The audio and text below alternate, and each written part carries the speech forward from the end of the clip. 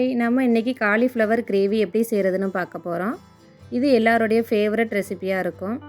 இது வந்து சப்பாத்தி, இட்லி, அப்புறமா தோசை, இது எல்லாத்துக்கூடையும் நல்ல combination. Welcome to Hansan lifestyle. இது செய்கிறதுக்கு நான் ஒரு காலிஃப்ளவர் எடுத்திருக்கேன். நம்ம இன்றைக்கி தேவையான அளவுக்கு கட் பண்ணி எடுத்து வச்சுக்கலாம். நல்லா சுத்தம் பண்ணிவிட்டு எடுத்துக்கோங்க.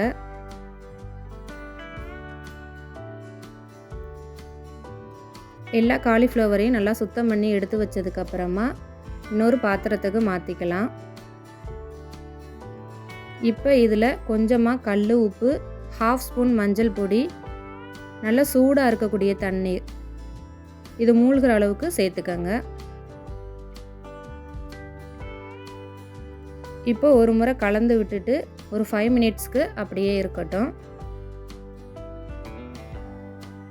5 மினிட்ஸ்க்கு அப்புறமா தண்ணியை வடிச்சிட்டு மறுபடியும் கொஞ்சம் தண்ணி சேர்த்து க்ளீன் பண்ணி எடுத்து வச்சுக்கோங்க.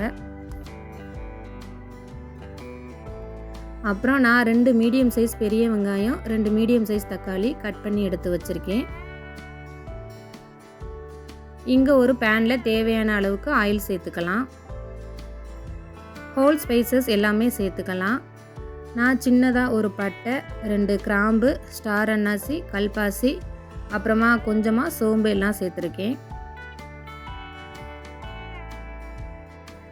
கருவேப்பிலையும் சேர்த்துக்கோங்க. எல்லாத்தையும் நல்லா கலந்து விட்டுட்டு இது கூடவே கட் பண்ணி வச்சுருக்க வெங்காயத்தை சேர்த்துக்கலாம்.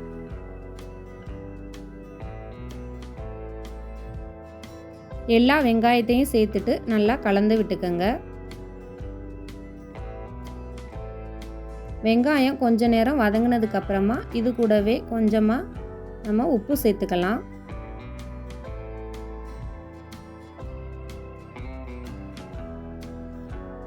அப்புறமா இதில் இது கூடவே ஒரு பச்சை மிளகாய் சேர்த்துக்கோங்க. நெக்ஸ்ட்டு இஞ்சி பூண்டு பேஸ்ட்டு 1 ஸ்பூன் சேர்த்துக்கலாம். இதோட பச்சை வாசனை போனதுக்கு அப்புறமா 2 ஸ்பூன் மல்லிப்பொடி, 2 ஸ்பூன் காஷ்மீரி மிளகாய்த்தூள், 1/2 ஸ்பூன் கரம் மசாலா, இது எல்லாத்தையும் சேர்த்துக்கோங்க. காரம் அதிகமாக இருக்கக்கூடாதுன்னு நான் காஷ்மீரி மிளகாய் பொடி சேர்த்துருக்கேன். இந்த மசாலாவோட ரா ஸ்மெல் எல்லாம் போனதுக்கப்புறமா 2 தக்காளியை நான் மிக்சியில் அரைச்சி பேஸ்ட்டாக சேர்த்துருக்கேன். சார்லையே நம்ம கொஞ்சமாக தண்ணி கலந்து சேர்த்துக்கலாம். தக்காளியை நம்ம இப்படி அரைச்சி சேர்க்கறதுனால கிரேவியோட டெக்ஸ்டர் ரொம்ப நல்லாயிருக்கும். உப்பு எல்லாம் செக் பண்ணிவிட்டு மூடி போட்டு மூடி வச்சுருங்க. நல்லா எண்ணெய் பிரிஞ்சு வரட்டும். ஒரு 5 மினிட்ஸுக்கு அப்புறமா ஓப்பன் பண்ணுங்கள். கிரேவி நல்லா எண்ணெய் பிரிஞ்சு வந்திருக்கு.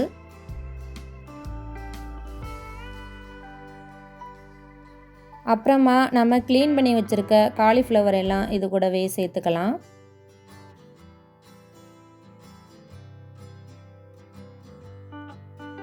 நல்லா கலந்து விட்டுட்டு கிரேவிக்கு தேவையான அளவுக்கு தண்ணி சேர்த்துக்கங்க.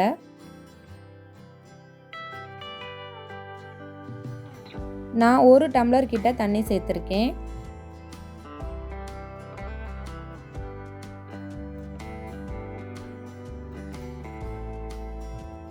இப்போ காயெல்லாம் நல்லா வெந்து வரட்டும். மூடி போட்டு மூடி வச்சிடலாம்.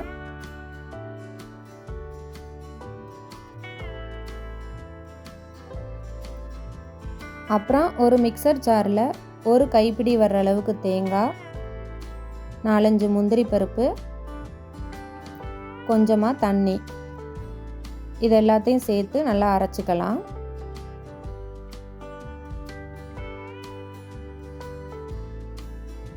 இப்போ கிரேவியை ஓப்பன் பண்ணி பார்க்கலாம். காலிஃப்ளவர் எல்லாம் நல்லா வெந்து வந்திருக்கு. இந்த டைமில் நம்ம அரைச்ச பேஸ்ட்டை இது கூட சேர்த்துக்கலாம்.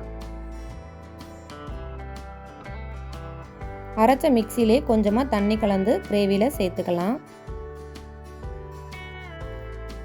எல்லாத்தையும் நல்லா கலந்து விட்டுட்டு ஒரு 2 நிமிஷத்துக்கு கொதிக்க விடலாம்.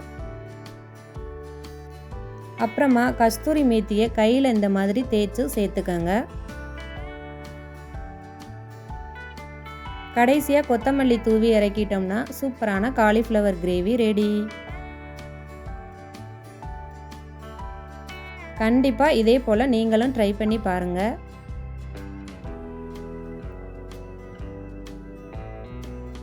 இந்த காலிஃப்ளவர் கிரேவி உங்களுக்கு பிடிச்சிருந்ததுன்னா லைக் பண்ணி ஷேர் பண்ணுங்கள்.